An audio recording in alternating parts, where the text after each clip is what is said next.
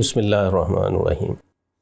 دیکھیے، اللہ تعالیٰ نے جو ہمیں زندگی عطا کی ہے، اس کے متعلق جو انسانوں کا آپ کہہ لیجیے حقیقی یا صحیح لفظوں میں کہنا چاہیے ایک تلخ تجربہ ہے، وہ کیا ہے کہ اس کا خاتمہ ہو جاتا ہے۔ یعنی دنیا میں زندگی کے ساتھ موت بالکل جڑی ہوئی، زندگی ہے تو موت۔ لیکن کبھی ہم اپنے باطن میں جھانک کر دیکھیں کہ ہم لوگ اپنے متعلق اگر اپنے اندر جھانک کر سوچیں کہ آج ہم ہیں، زندگی رکھتے ہیں، کیا واقعتاً ہمارے اوپر موت وارد ہو جائے گی، ہم مر جائیں گے؟ میں آپ سے عرض کروں، آپ کبھی بھی یہ باور نہیں کر سکتے۔ ایک دفعہ جو خدا نے ہم کو زندگی عطا کر دی، ممکن ہی نہیں ہے آپ اس زندگی کے متعلق فنا کا تصور، یعنی کہ یہ نہیں رہے گی، آج میں ہوں کل نہیں ہوں گا، یہ امیجن ہی نہیں کر سکتے۔ بلکہ ایک اور اینگل سے بھی دیکھیے، یہاں ہم دنیا میں جو آتے ہیں، ہم انسان بڑے ہی صاحب عقل، صاحب شعور اور بڑی سمجھ بوجھ رکھنے والی اللہ تعالیٰ کی مخلوق ہے۔ مخلوقات اللہ کی بہت ساری ہیں، لیکن دیگر مخلوقات پہ آپ غور کریں، بعض درخت ایسے ہیں جو ہزار ہزار سال کی عمر رکھتے ہیں۔ پہاڑوں کے بارے میں اس سے بھی آگے بڑھ جائیے، آپ خود اپنے ہاتھوں سے اپنے لیے کوئی عمارت تعمیر کریں، اس عمارت کی بھی اچھی خاصی عمر ہوتی۔ تو یہ بے جان اور بے حس قسم کی چیزیں، یا کہنا چاہیے کہ انسان سے فروتر کم حیثیت رکھنے والی چیزیں بڑی لمبی لمبی عمر رکھتی، لیکن ہم انسان جو سمجھتے ہیں کہ اس کائنات کی اصل ہے، ہم 60 70 80 سال کی عمر پانے کے بعد دنیا سے رخصت ہو جاتے ہیں۔ اصولاً ہماری عمر یہاں زیادہ ہونی چاہیے۔ تو یہ بہت اچھی طرح سے ہمیں سمجھ لینا چاہیے کہ بات ایسے ہی ہے، انسان اصل میں یہاں مستقر رہنے کے لیے آیا نہیں، اس کی زندگی کی شروعات اصل میں موت کے بعد ہونی۔ یعنی باقی لوگ، باقی مخلوقات یہاں زندگی پاتے ہیں، ان پہ موت وارد ہو جاتی، مر جاتے ہیں۔ انسان نہیں مرتا۔ انسان اپنی موت کے بارے میں خود بھی امیجن نہیں کر سکتا، جیسا میں نے عرض کیا، اور بالکل اسی طرح وہ جب اپنے گرد و پیش کا مشاہدہ اور تجربہ کرتا ہے تو پھر یہی بات اس کے ذہن میں آتی ہے کہ ہاں، میں جس طرح کا بنایا گیا تھا، ایک اچھی اور اعلیٰ مخلوق، بڑی اچھی ساخت دے کر، تو اس کی اتنی تھوڑی سی عمر کہ جئیں ہم کچھ سال اور پھر موت وارد ہو جائے، یہ سمجھ میں آنے والی بات نہیں۔ تو اس کا جواب مذہب پھر یہی دیتا ہے کہ اصل میں موت کیا چیز ہے، یہ زندگی کا خاتمہ نہیں، یہ اصل میں نئی زندگی کی ابتدا ہے، یہاں سے اگلی زندگی شروع ہوتی۔ اب یہ جو نئی زندگی کی ابتدا کی خبر دیتا ہے مذہب، بلکہ میں آپ سے عرض کروں، یہ اسلام ہی کے اوپر موقوف نہیں ہے۔ جتنے بھی آسمانی مذاہب ہیں، ان کی بنیادی تعلیم یہی رہی، بنیادی تعلیم یہی رہی ہے کہ ہم یہاں آتے ہیں اور پھر صرف ہمیشہ رہنے کے لیے یہاں نہیں آتے، یہاں سے چلے جاتے ہیں، اور چلے جانے کے بعد کیا ہمارا خاتمہ ہو جاتا ہے، ہماری ہستی نیست ہو جاتی ہے؟ نہیں، ہر آسمانی مذہب آپ کو کیا بتاتا ہے کہ آگے سے پھر آپ کی نئی زندگی شروع ہوتی۔ قرآن نے بھی اس کو کہا نا، کہا کیف تکفرون باللہ وکنتم امواتا فاحیاکم ثم یمیتکم ثم یحییکم، کہ تم اس سے پہلے کیا تھے؟ گویا کہ مردہ، یعنی عالم ارواح کی بات ہو رہی اس وقت، یعنی تم تو تھے، تمہیں یہ جسم عطا نہیں ہوا تھا، گویا اس لحاظ سے، ظاہری لحاظ سے آپ کہنا چاہیے یا مادی نقطہ نظر سے تم مردہ ہی تھے، پھر اللہ نے تمہیں زندگی دی، یعنی یہاں بھیج دیا۔ اس کے بعد یمیتکم، وہ تمہیں موت دیتا ہے، تو موت کے بعد کیا خاتمہ ہو جاتا ہے تمہارا؟ نہیں، تم رہتے، چنانچہ تمہیں ہی دوبارہ وہ یحییکم، زندگی عطا کرے گا۔ اب سوال یہ ہے کہ یہ جو موت کے بعد کی زندگی ہے، اور اس سے بھی قبل، جیسا میں آپ سے عرض کر رہا ہوں کہ ہم زندگی یہ جو گزار رہے ہیں اور آہستہ آہستہ آہستہ آہستہ موت کے دروازے سے اگلی زندگی کی طرف جا رہے ہیں، یہ عمل، اس پہ آپ غور کیجئے، کوئی چاہے یا نہ چاہے، یہ مسلسل ایک عمل جاری و ساری۔ قرآن نے بڑے خوبصورت پیرائے میں اس کو بیان کیا۔ قرآن کہتا ہے یا ایھا الانسان انک قادح الی ربک قدحا فملاقی، لوگو تم چاہو یا نہ چاہو لیکن کھچ کھچا کر تم اپنے رب ہی کی طرف جا رہے ہو، فملاقی بھی جا کے کرنا کیا ہے، تم ضرور اس سے ملاقات کرنے والے۔ اب دیکھیے نا، ہماری زندگی کی کچھ منازل ہیں اور کچھ پڑاؤ، یعنی ہم دیکھتے ہیں نا ہمارے سامنے بچہ پیدا ہوا تو یہ بچپن اصل میں اس کی زندگی کا پہلا پڑاؤ ہے، پھر لڑکپن، پھر اس سے آگے بڑھ کے ہم دیکھتے ہیں نوجوان ہو گیا ہے بھئی، پھر بھرپور جوبن پہ اس کی جوانی چلی گئی، پھر ادھیڑ پن، پھر اس کے بعد آہستہ آہستہ اس کے قوا مزمحل ہو جاتے ہیں، بڑھاپا طاری ہونا، اور پھر موت آ جاتی۔ تو اگر آپ غور کیجئے تو یہ راستے کی اصل میں منزلیں یا پڑاؤ ہیں اس کے، اور ہر شخص چاہے یا نہ چاہے ان سے گزر رہا ہے۔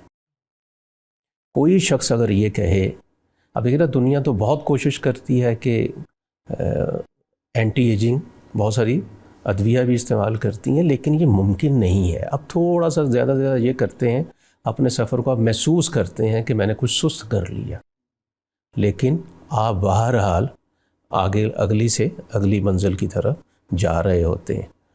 اور کوئی بھی حالات ہوں، کسی طرح کے بھی، گرمی ہے، سردی ہے، آپ کے گرد و پیش میں حادثات ہو رہے ہیں، آفتیں آئی ہوئی ہیں، یا بہت پرسکون اور امن والا ماحول ہے، جس طرح کے بھی حالات ہوں، یہ وہ سفر ہے آگے جانے والا، لمحہ بھر کے لیے بھی یہ کسی کا رکتا نہیں، چنانچہ کوئی چاہے یا نہ چاہے۔ فرمایا کہ اے انسانوں، تم بہرحال آہستہ آہستہ جا رہے ہو، کس کی طرف؟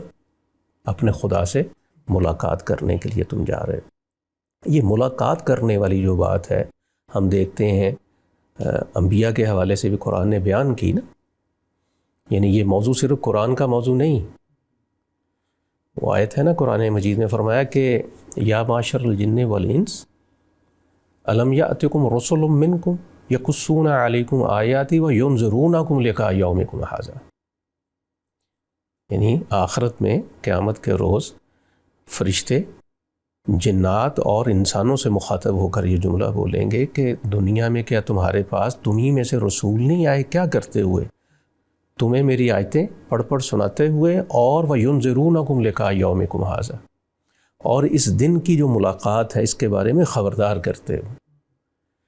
گویا صرف اسلام میں نہیں، ہر مذہب جو آسمانی ہے اس کے اندر یہی تعلیم دی گئی، اور اس سے بھی آگے بڑھ کے میں آپ سے کیا عرض کر رہا ہوں، صرف انسانوں کو نہیں، جنات کے گروہ کے بارے میں بھی یہی بتایا گیا کہ ان کو آخر کار بہرحال ملاقات کرنی ہے اپنے رب سے۔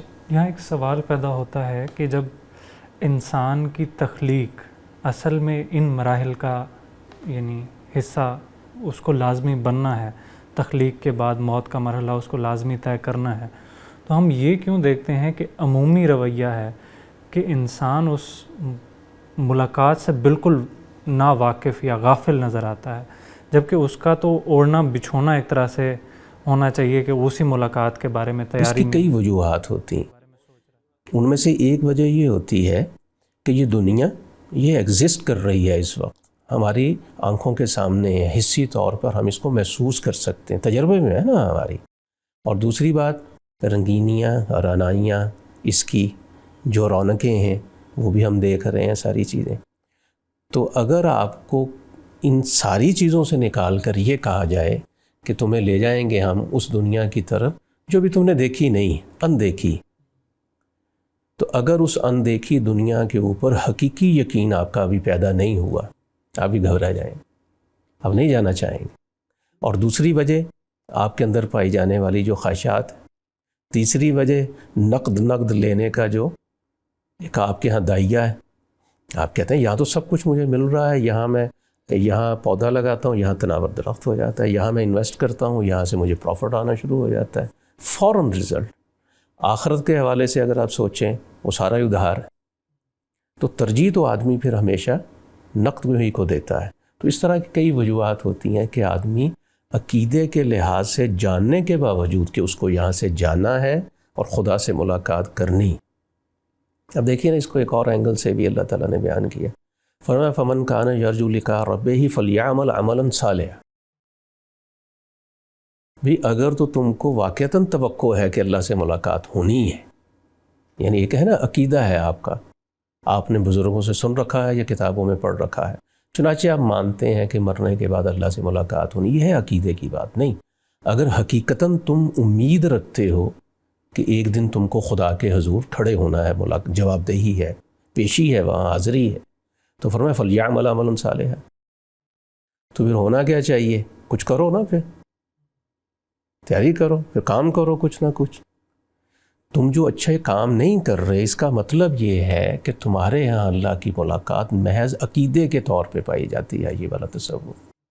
تم اس کے اوپر یقین نہیں رکھتے کہ میں واقع ہوتا، تم لازماً وہاں جانے کی، اللہ سے ملاقات کرنے کی تیاری کرتے۔ یقین کو اسٹرینتھن کرنے کے لیے، اس کو مزید بہتر کرنے کے لیے، یعنی بطور مسلمان ہماری تو یہ کوشش ہوگی نا کہ ہمارے عقائد ہمیں ایک عمل کی طرف، ایک بہتر اس ملاقات کے لیے ایک صحیح کینڈیڈیٹ بنانے کی طرف ہمیں لے کے جائیں۔ تو کیا خدا یا اس کی کتاب یا اس کے رسول پریکٹیکل نوعیت کی کوئی رہنمائی ہمیں فراہم کرتے ہیں؟ ایک تو آپ نے ذکر کیا نا کہ ہم نیک اعمال کریں، اس کے علاوہ کیا وہ چیزیں ہیں؟ دیکھیے عمل بذات خود کیا ہے؟ ری ایشورنس ہے، علم کو پریکٹیکل میں لانا، وہ عمل ہی ہے۔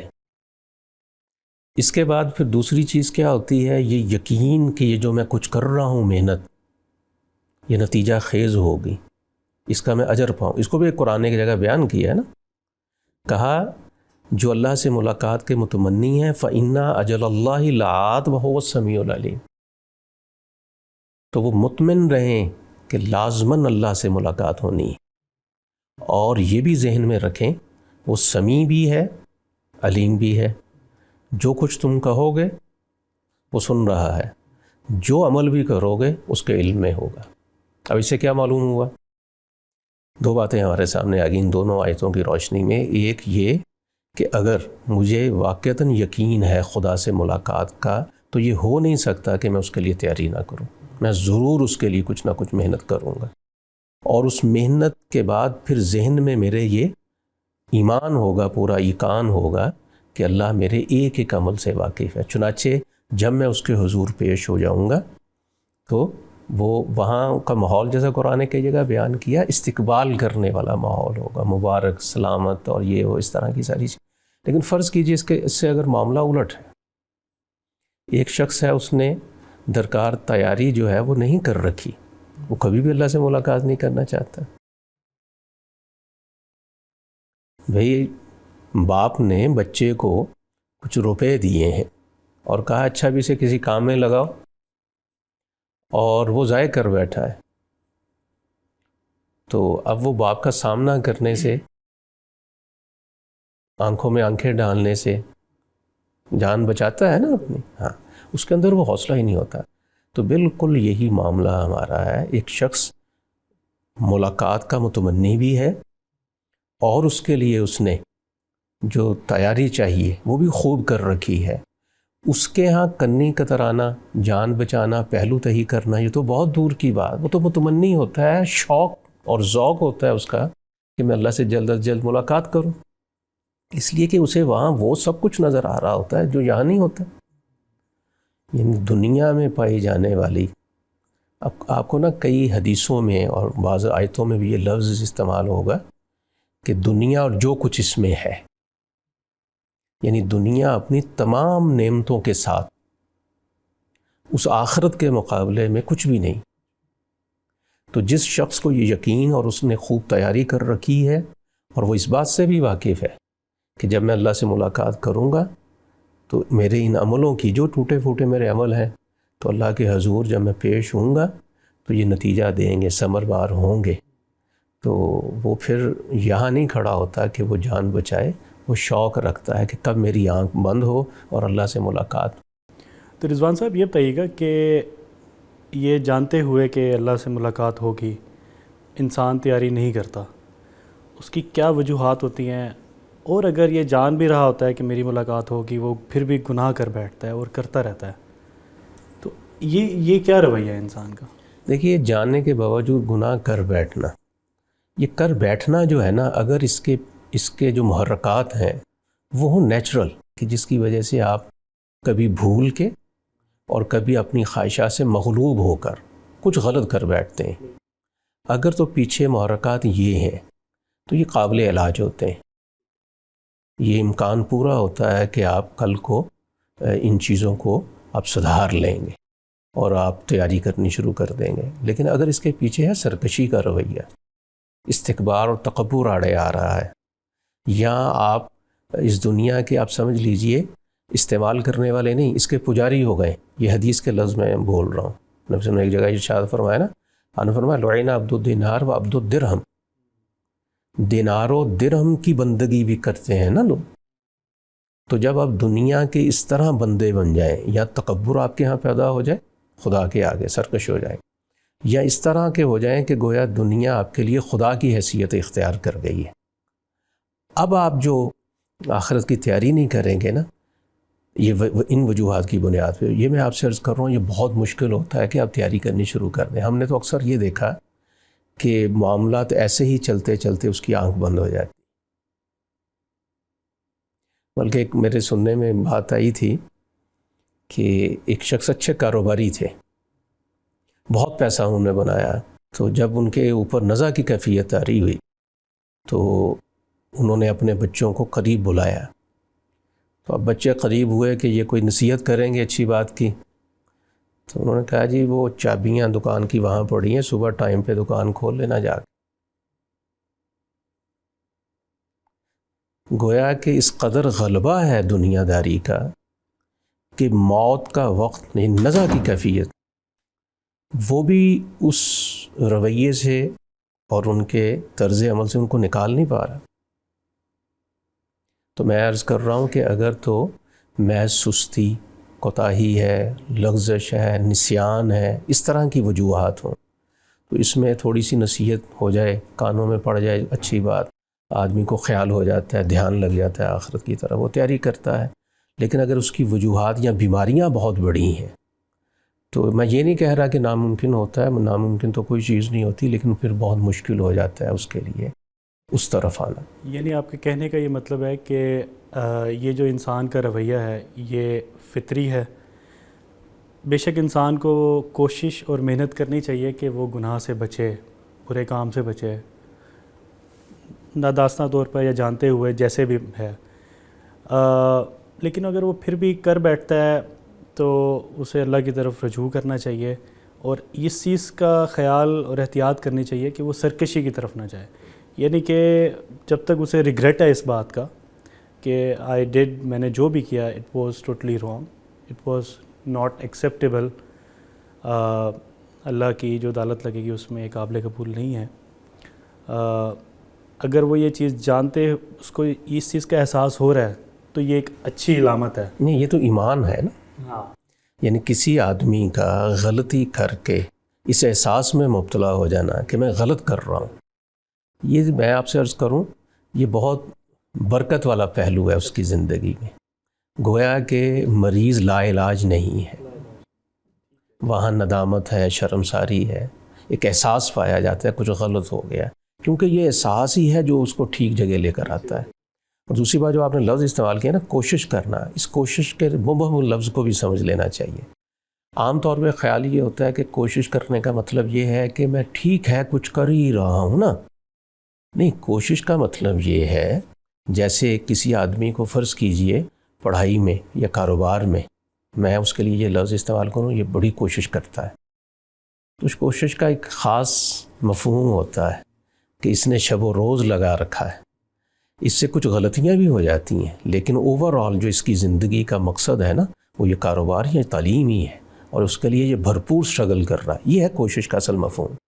اس مفہوم میں اگر کوئی آدمی کوشش کر رہا ہے دینی حوالے سے اور اللہ سے ملاقات کے لیے، تو یہ میں آپ سے عرض کر رہا ہوں یہ تو ایک بڑی خوبصورت بات ہے نا. ہاں، اور یہ احساس ہو جانا جیسے آپ نے کہا، یہ تو بہت بہت اچھی ہو. تو دنیا کے جو احوال ہوتے ہیں آدمی کے اوپر، ظاہر ہے ان کے اندر رہ کر آپ آخرت کی تیاری کرتے ہیں نا، تو اس میں جو مختلف احوال آپ کے داخل سے یا آپ کے خارج سے آپ کے اوپر طاری ہوتے ہیں، اگر اس میں احساس پایا جاتا ہے تو ٹھیک، وگرنہ پھر یعنی کہ آپ نے یہ بتایا کہ اگر باؤنڈری بتا دیا آپ نے کہ اگر یہ بڑھتے بڑھتے اس لیول پر پہنچ گیا، اس نہج پر پہنچ گیا کہ سرکشی اختیار کر لیا کہ ہاں میں جانتا ہوں لیکن میں اس کو نہیں دوسرے چھوڑوں لفظوں میں کہہ لیجیے احساس ہی مر گیا. ہاں تو یہ آپ بتا رہے ہیں کہ یہ بڑا ڈینجر زون ہے ایک قسم کا. دیکھیں نا، ایک مریض ہے، اس مریض کو پہلے یہ معلوم ہونا چاہیے کہ میں بیمار ہوں، میں مرض کا شکار ہوں. علاج اس کے بعد شروع ہوگا نا، توقع ہوگی یہ صحت یاب ہو جائے گا. اگر معاملہ یہ ہے کہ وہ کہتا ہے کہ میں تو بالکل ٹھیک ہوں. ابھی پچھلے دنوں ہمارے عزیز، تو میں نے ان سے کہا بھی مجھے ایسے لگ رہا ہے جیسے کچھ موٹاپا آپ کے اوپر طاری ہو گیا ہے، تو تھوڑا سا نہیں میں بالکل میں ٹھیک ہوں، مجھے کچھ بھی نہیں. وہ اصل میں ظاہرہ موٹاپا ہے تو پھر بلڈ پریشر کا مسئلہ ان کے ہاں تھا، لیکن وہ نظر انداز کر رہے تھے یہ کہہ کے نہیں میں بالکل ٹھیک ہوں، بالکل صحت مند. تو چند دن پہلے پھر اس نے اثر کیا اور ان کی ایک نرو جو تھی دب گئی. یعنی اللہ نے کرم کیا، فالج کی طرف وہ نہیں گئے. تو اب مسئلہ یہ ہے کہ بیمار تو ہے آدمی، اس کو بیماری کے متعلق اگر احساس ہے کہ میں بیمار ہوں تو صحت یابی کے کتنے امکانات پیدا ہو گئے. اگر اس کو وہ نظر انداز کیے ہوئے ہے تو کتنے خطرات پیدا ہو گئے. تو نیکی بدی کے معاملے میں بھی، دنیا اور آخرت کے معاملے میں بھی، اللہ سے ملاقات ہونے یا نہ ہونے کے معاملے میں بھی، یہ احساس اپنی کوتاہیوں کا، لغزشوں کا، یہ بڑی بیش قیمت چیز ہے. یہاں ایک سوال پیدا ہوتا ہے کہ ہم انسان اور خدا کے معاملے میں ایک تیسرا فریق بھی دیکھتے ہیں، وہ ہے شیطان اور اس کا وجود اور اس کے جو وسوسے ہیں. تو کیا خدا کا شیطان کو یہ اجازت دینا قیامت تک کہ تم آزاد ہو وسوسہ ڈالنے کے لیے، اور اس میں کچھ شرائط بھی ہیں کہ وہ کون لوگ ہیں جو بچے رہیں گے، تو آپ کو نہیں لگتا کہ یہ اس کو جب لوگ ایکسکیوز بناتے ہیں، خاص طور پہ جب ہم دیکھتے ہیں کہ ایک نوجوان اپنی خدا کے ساتھ تعلق نہ ہونے کو یا خدا سے دوری کو وجہ بتاتا ہے کہ مجھے شیطان نہیں یہ عمل کرنے دیتا، تو کیا یہ ایکسکیوز آگے جا کے بھی ایکسیپٹیبل ہوگا اس طرح سے؟ اس کو الٹ کر لیں، جس طرح شیطان کو اجازت ہے شر کی تبلیغ کرنے کی، خیر کی قوتوں کو بھی یہ اجازت حاصل ہے نا کہ وہ خیر کی دعوت دیں. آپ اس کے لیے وسوسہ نہ دعوت کا لفظ استعمال ہے نا، اجازت دونوں طرف اجازت ہے. اب کوئی آدمی بھلائی کی دعوت سن کر اور بھلائی کا راستہ اختیار کر لے، کیا وہ آخرت میں جا کے یہ کہے گا کہ یا اللہ مجھے اس کا کوئی اجر نہیں چاہیے، مجھے تو اس نے بتایا تھا کہ اچھائی کرنی چاہیے؟ کبھی نہیں کہے. کامن سینس کی بات.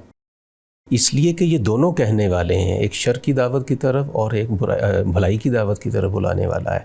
وہ صرف بلانے والے ہیں، صرف دعوت دینے والے ہیں.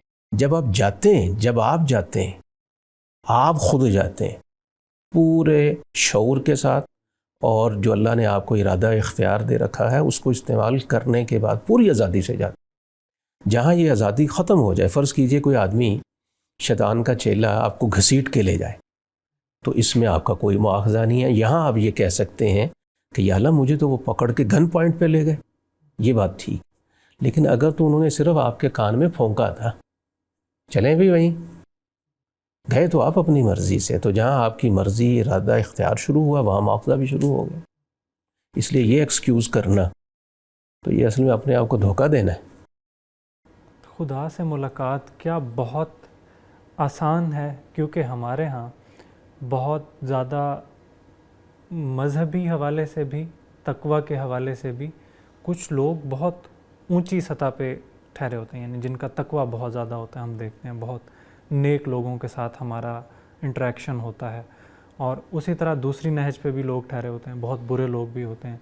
تو ایک طرح سے لگتا ہے کہ یہ ایکسٹریم سیٹ ہو گئی ہے نا، یا ہم نے اس جگہ پہ کھڑے ہونا ہے تو خدا سے ملاقات ممکن ہے، یا ہم اس درجے سے اگر نیچے ہیں ان لوگوں کے جیسے ہیں تو وہ درمیان میں نا ایک بہت مبہم سی کیفیت پیدا ہو جاتی ہے کہ ہمیں نہیں پتہ کہ ہمارا انجام کیا ہونے والا ہے. ملاقات سبھی کو کرنی.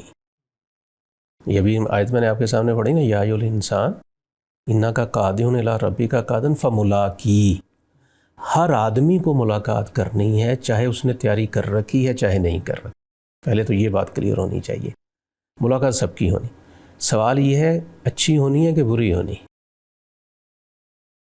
تو جنہوں نے کچھ کر رکھا ہے ان کے لیے تو جیسے وہ مطلب کارپیٹ بچھے ہوئے ہیں اور ویلکم کیا جا رہا ہے، ادھر تو رحمتیں ہی رحمتیں برس رہی ہوں گی نا، تو یہ اس طرح کی ملاقات ہوگی.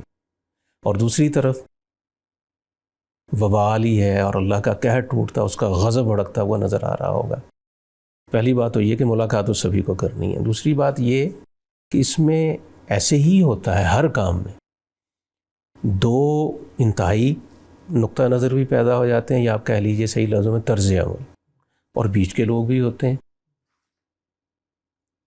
دیکھیے نا، یعنی ایک شخص ہے نیکی کی راہ پہ، قرآن نے جیسے ذکر کیا نا کہ وہ سبقت کرنے والے ہیں، سابقون، انہوں سابقون السابقون. بھئی سابقون تو پھر سابقون ہے، اولئک المقربون، وہ تو خدا کے بہت، یعنی ملاقات وہ بھی کر رہے ہیں لیکن وہ خدا کے قریب ہوں گے، قرب حاصل ہوگا ان کو.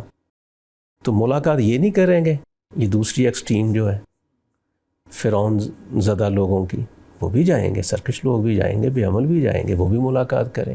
اچھا، بیچ کے لوگ بھی بہت سارے ہوتے ہیں جو کبھی، جس کو قرآن نے کہا نا خلطوا عملا صالحا، کبھی کچھ کر لیا، کبھی اس میں برائی شامل ہو گئی، کبھی گر گئے، کبھی پھسل گئے، کبھی اٹھ گئے، کبھی 4 قدم خدا کی طرف چلے، پھر 2 قدم پھر پیچھے چلے گئے، آرام کرنے کے لیے بیٹھ گئے. تو یہ سارے رویے ہوتے ہیں. تو مختصر یہ کہ ملاقات تو سبھی کو کرنی ہے اللہ کے حضور. یہ ایسے ہے جیسے میں یہ کہوں کہ طالب علم سارے ہی امتحان دینے کے لیے بیٹھے ہیں. کسی نے بہت اچھا لکھا ہے، کسی نے بہت برا لکھا ہے، کسی نے درمیان میں رہ کے لکھا ہے. تو اب سبھی کا نتیجہ بولنا ہے، سبھی کا نتیجہ سنایا جانا ہے، لیکن نتیجہ سب کا ایک جیسا نہیں ہو. تو اسی طرح اللہ کے ساتھ جو ملاقات، دیکھیں نا، جب میں یہ کہوں پورے جی جان سے کہ مجھے اللہ سے ملنا ہے، تو یہ میرا یہ کہنا ایک شوق کا اظہار کر رہا ہے کہ میں ملوں، اس سے ملوں کہ جس کو میں نے نہیں دیکھا ابھی تک، لیکن اس کے لیے میں جیا ساری زندگی، تو میں اس سے ملوں. اب یہ لفظ کیا بتا رہے ہیں کہ میں بہت اچھے طریقے سے ملوں، وہاں ایک محبت کی فضا ہو قائم ہو چکی. جیسے قرآن نے ایک جگہ کہا نا کہ خدائے رحمان اس طرح کے لوگوں کے لیے ود پیدا کر دے، ہر طرف محبت ہی محبت. تو جو لوگ کہتے ہیں کہ بھئی میں تو نہیں ملنا چاہتا، اور اس کے لیے جو تیاری کرنی ہے اس کی طرف بھی ان کا کبھی خیال نہیں جاتا، تو مل تو وہ بھی لیں گے اللہ کے حضور، پیشی تو ان کی بھی ہو جائے گی، لیکن وہ اصل میں قرآن کے لفظوں میں پکڑ بلائے جائیں گے. قرآن نے لفظ استعمال کیا محضرون. محضرون کا مطلب ہے ایک کو آؤ بھگت کرتے ہوئے بلایا جاتا ہے، خصوصاً دعوت دے کر، ایک کو کان سے پکڑ کے بھی لایا جاتا ہے، یہ محضرون ہوتے ہیں. تو بس یہ فرق. ایک آخری سوال، جو لوگ ہماری زندگی میں اس طرح کے ہوتے ہیں کہ ہم دیکھتے ہیں کہ وہ خدا کے ساتھ ہمارے تعلق کو بہتر بنا رہے ہیں، جیسے ہمارے اساتذہ، والدین، یا کبھی ہم میں بھی یہ جذبہ پیدا ہوتا ہے کہ کیوں نہ ہم دعوت کے میدان میں اتریں اور اس طرح کا کچھ کریں کہ لوگ خدا سے قریب ہو جائیں. کیا اس جذبے کی بھی کوئی خاص اپریسیشن ہے خدا کے ہاں؟ دیکھیے، جذبے سے تو بات شروع ہوتی ہے. یہ کیوں کہا گیا انما الاعمال، کیوں کہا گیا؟ پہلے آپ ارادہ باندھتے ہیں، سوچتے ہیں، کچھ کرنا تو بہت بعد میں ہوتا ہے، لیکن آپ سوچتے ہی رہ گئے. یہ بھی فرق ہے نا، آپ نے اس کے لیے جو کچھ کرنا چاہیے تھا وہ کچھ بھی نہ کیا، تو اب محض نیت ارادہ تو کام نہیں آپ کے آنے والا. یہ ایسے ہے جیسے نبی صلی اللہ علیہ وسلم نے ارشاد فرمایا نا کہ قرآن کا ایک حرف پڑھنے کی بھی 10 نیکیاں. اب دیکھیے، آپ اٹھے قرآن پڑھنے کے لیے، ظاہر ہے آپ نے باقی مصروفیات سے ہاتھ اٹھایا، یہ بذات خود نیکی ہے. آپ نے قرآن کو ہاتھ لگایا، بڑی محبت سے اس کو کھولا، یہ بھی نیکی ہے. آپ نے ناظرہ پڑھا، صرف عربی میں وہ حروف اور الفاظ ادا کیے، یہ بھی نیکی، اس پہ بھی 10 نیکیاں ہیں. لیکن آپ یہی کر کے رہ گئے نہیں. اصل کیا تھا؟ آپ کو اس سے آگے جا کر اس کو پڑھنا تھا، اس کو سمجھنا تھا، اس کو حرز جاں بنانا تھا، اپنی زندگی کا جز بنانا تھا، عمل کرنا تھا نا. تو اگر آپ وہاں تک چلے گئے تو یہ راستے کی ساری چیزیں آپ کے لیے قابل اجر ہو گئی. جیسے آپ نے کہا نا ارادہ کرنا، وہ بھی نیکی بن گیا. دیکھیں نا وہ حدیثوں میں آتا ہے نا کہ جہاد کے لیے گھوڑا آپ نے رکھا ہوا ہے اور آپ اس کو چارہ کھلاتے ہیں، آپ اس کو نہلاتے ہیں، آپ اس کی مالش کرتے ہیں، سب نیکیاں، یہ جہاد کے راستے کی نیکیاں ہیں۔ لیکن آپ گھوڑا رکھ کے اسے نہلا دھلاتے تو ہیں، چارہ وارہ بھی، لیکن جہاد پہ کبھی جانے کا ارادہ نہیں کرتے۔ تو ان ابتدائی اعمال کے نیکی ہونے کے باوجود آپ اس کی نیکی حاصل نہیں کر پائے۔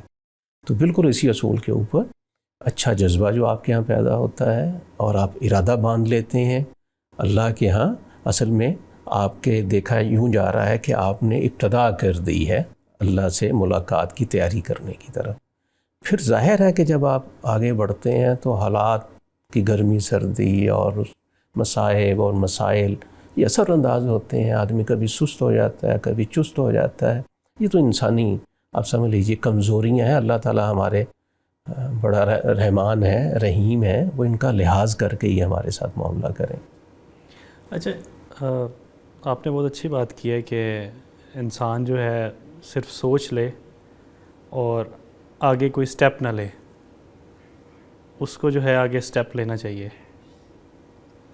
لیکن مجھ جیسے ایک عام انسان میں یہ سوال پیدا ہوتا ہے کہ میرے لیے وہ کیا پیرامیٹرز ہوں گے کہ میں آخرت میں تو ملاقات کرنے کا شوق ہے لیٹ سے کہ، لیکن اس دنیا میں بھی تو ہم نے ایک ٹائم گزارنا ہے جتنا بھی گزارنا ہے، تو اس میں میرے لیے ایک عام انسان کے لیے کیا پیرامیٹرز ہوں گے کہ میں جو ایک عمل کر رہا ہوں مجھے وہ احساس ہو کہ میں خدا کے قریب ہو رہا ہوں یا نہیں ہو رہا، یا مجھے وہ کیا اعمال کرنے چاہیے اور مجھے اس کے کیا سمٹمز نظر آئیں گے کہ دو symptoms which I should expect کہ are giving direction to the God, مجھے وہ خدا کے نزدیک کر رہے ہیں، میرے جو اعمال ہیں وہ خدا اسے قبول کر رہا ہے، میری نماز جو ہے وہ خدا اسے ایکسیپٹ کر رہا ہے، وہ دل میں وہ ایسا خیال پیدا ہوتا ہے۔ دیکھیے اس کی بہت سی علامتیں ہو سکتی ہیں، ایک بنیادی علامت میں آپ سے عرض کروں، ظاہر ہے یہ خود آپ جانچتے ہیں اپنے بارے میں۔ آپ کی زندگی میں ہر وقت آپ اپنے بارے میں کوئی فیصلہ لے رہے ہوتے ہیں، ہر وقت کوئی نہ کوئی فیصلہ کر رہے ہوتے ہیں، اور ہمیشہ آپ کے سامنے دو راستے ہوتے ہیں، یعنی یہ دنیا کا راستہ ہے اور یہ آخرت میں رب سے اچھے طریقے سے ملاقات کرنے کا راستہ۔ آپ کو ڈیسیجن لینا ہوتا ہے، پرائرٹیز اپنی سیٹ کرنا ہوتی، اپنی پریفرنسز اور ترجیحات متعین کرنا ہوتی، یہ ہر وقت ہو رہا ہوتا ہے۔ اگر جس فیصلے میں آپ کی ترجیح میں آخرت رہی اور اس ذیل میں آپ نے دنیا کے کام نپٹائے، یہ بہت بڑی علامت ہے کس بات کی کہ آپ کا رخ ادھر ہے۔ لیکن اگر مرکزیت اس کو حاصل رہی ہمیشہ اور اس سے آپ نے نظریں چرائی رکھیں، اب آپ کی جو کچھ بھی آپ کر رہے ہیں دین کا، چاہے آپ نام لیوا ہیں یا نہیں نام لیتے اس کا، آپ خود جان سکتے ہیں کہ آپ اصل میں کس کیٹیگری میں کھڑے ہو گئے۔ لے جی اس کا خاتمہ کرتے ہیں، اختتام کرتے ہیں۔ تو خلاصہ ساری بات کا کیا ہے، اللہ تعالیٰ نے ہمیں اس دنیا میں بھیجا، ہمیشہ کی زندگی دے کے نہیں بھیجا، ہر ایک کے اوپر موت وارد ہونی ہے، لیکن یہ جو موت ہے یہ زندگی کا حقیقتاً خاتمہ نہیں ہے، یہ اگلی زندگی کی ابتدا ہے۔ یہ ابتدا اگلی زندگی کی ہوگی تو سب سے پہلا کام جو ہمارے سامنے ہوگا وہ ہوگا اللہ سے ملاقات۔ تو اللہ سے ملاقات جو ہے اس کے لیے تیاری کرنا، یہ دین کا بنیادی موضوع ہے۔ وہ بار بار اسی کی ہمیں تذکیر کرتا ہے، اسی کے حوالے سے خبردار کرتا ہے۔ بہت شکریہ جی۔ وما علینا الا البلاغ المبین۔